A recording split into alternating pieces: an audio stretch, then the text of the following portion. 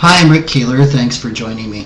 Recently, I've heard from a few readers that some of my columns are too political. Yes, I'm guilty. I do sometimes discuss politics because political issues and governmental actions have a direct impact on our personal finances. One of the American Heritage Dictionary's definition of political is relating to or dealing with the structure or affairs of government. A fundamental power of our federal government has to do with money, creating it, regulating its value and its cost, which would be interest rates, and of course, the taxing of it. Money isn't a natural force. It's an artificial system created by social agreement. Currencies are the money of modern society, and governmental policy regulates how individuals borrow, invest, exchange, and pay taxes on those currencies. Separating personal finance from the politics of finance is really just not possible. So therefore, a critical 21st century survival skill is understanding how money works.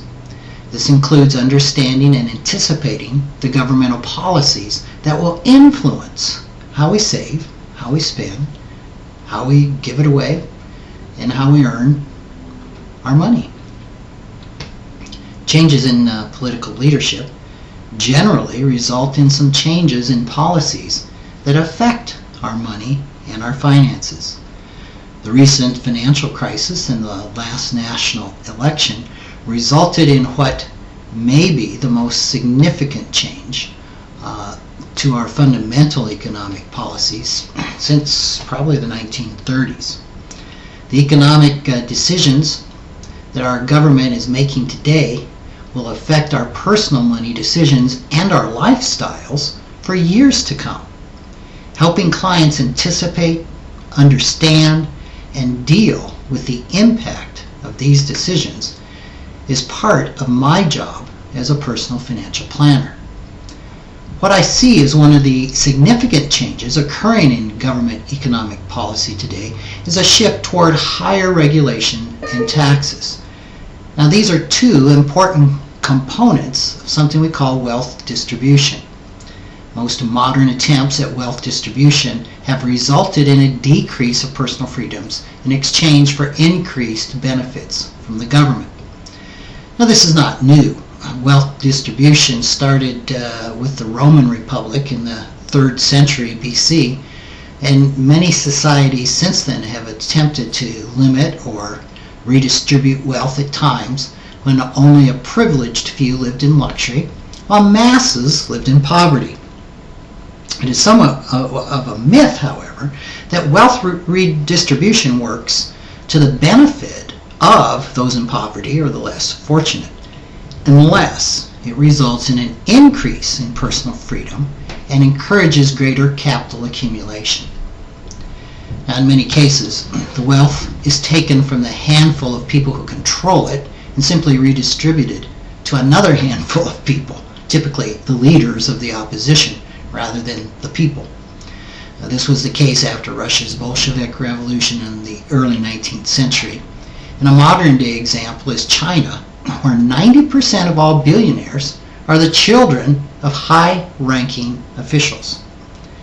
Now, I'm in no way suggesting that we're on the verge of an upheaval like the Bolshevik Revolution. It isn't that obvious. Wealth redistribution in the U.S. is a shift away from capitalism and toward socialism. This didn't start with the election of President Obama or the current Congress. They've only intensified the shift.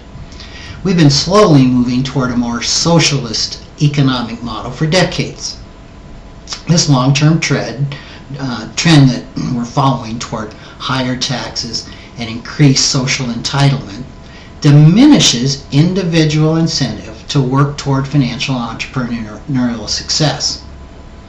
Now, that affects our pocketbooks, and if unabated, it will eventually result in slowing the financial engines that produce the lifestyles Americans have come to take for granted. If one of your goals in life is financial independence, it's important that you understand the full implications of this trend. National political decisions do indeed affect our personal finances. Financial planning is impossible to separate from the politics of money. Next week's column or video, I'm going to offer some financial planning strategies for the changing economic times that I see lying ahead for us. Thanks for watching.